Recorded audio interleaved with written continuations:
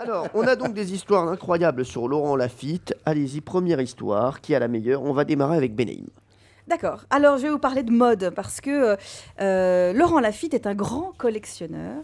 En fait, il est obsédé par les chaussettes rouges et il trouve que c'est très, très, très, très chic de porter ces fameuses chaussettes rouges avec des baskets, mais pas n'importe lesquelles, les Stan Smith. Du coup, ce sont les seules baskets que vous portez et il paraît que vous en avez une sacrée collection.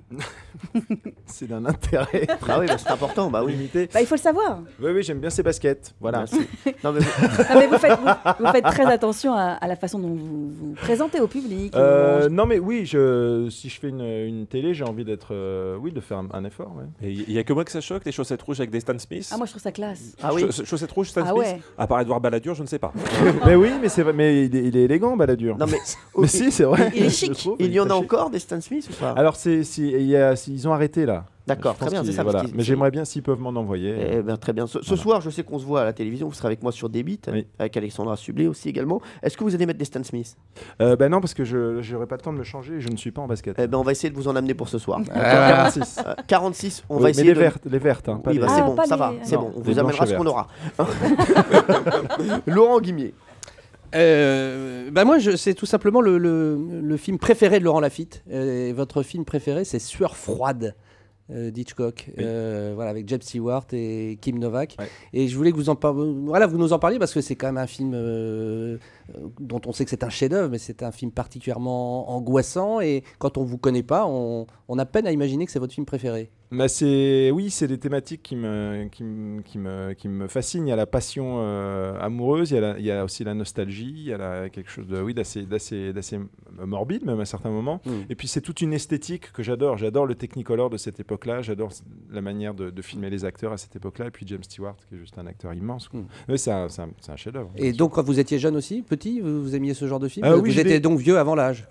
Vieux, c'est pas, je sais pas, mais en tout cas, j'ai découvert Hitchcock assez jeune et il m'a fasciné très vite. Ouais.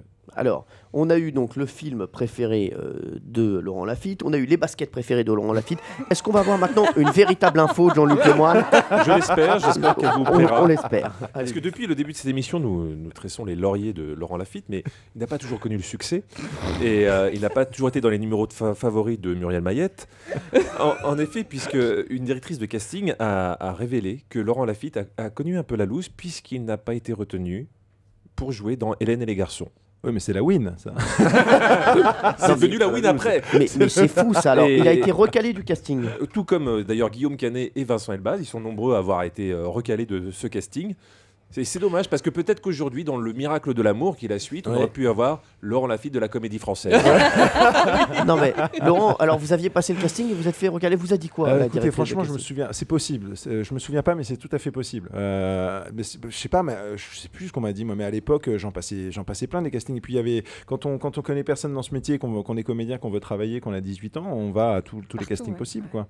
Donc ça a dû faire partie des nombreux castings que j'ai passés à l'époque, Ah, sûrement. vous en passiez beaucoup. Il y a d'autres comme ça. Vous avez passé d'autres castings pour des fictions qui sont connues, par exemple, je sais pas, Navarro.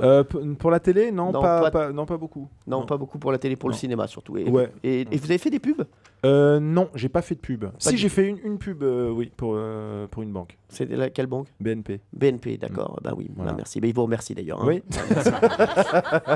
Alors, Thierry Geoffrotin, qui avait le meilleur scoop? Alors les chaussettes, je trouve ça très joli, le côté Christophe Barbier de la chaussette, Oui. ça pourrait être irrésistible. Recalé d'Hélène et les garçons aussi, mais j'avoue que l'idée de cette connivence entre Alfred Hitchcock et cet ado de 16 ans ou presque, je trouve ça formidable, donc je choisis Laurent. Bon, apparemment, il aime bien Laurent Guimier.